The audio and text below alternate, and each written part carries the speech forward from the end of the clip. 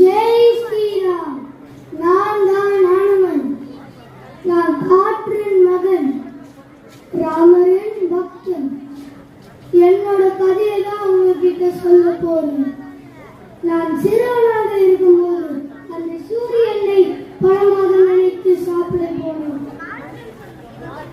சீதா தேவியை ராவணன் கடத்தும் போது நான் அந்த கடலை தாண்டி போனேன். அந்த லங்கைக்கு போய் சேர்ந்தேன்.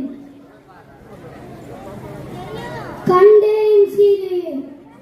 ஒரு முறை நான் லக்ஷ்மணனோட உயிரை காப்பாற்றினேன். அந்த சண்டை மலையை தூக்கி கொண்டு